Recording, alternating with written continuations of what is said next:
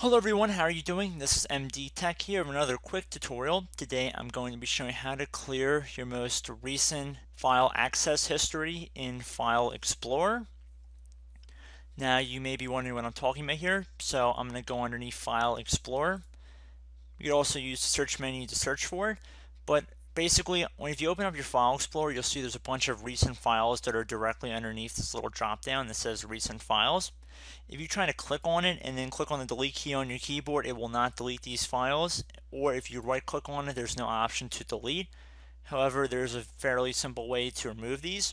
So what you want to do is head over to the File tab, left click on Options.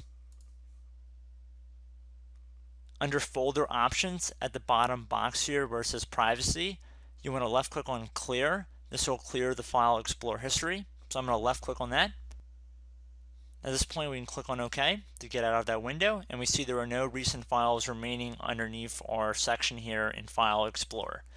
So I hope this tutorial helped you guys out, and I will see you in the next video. Goodbye.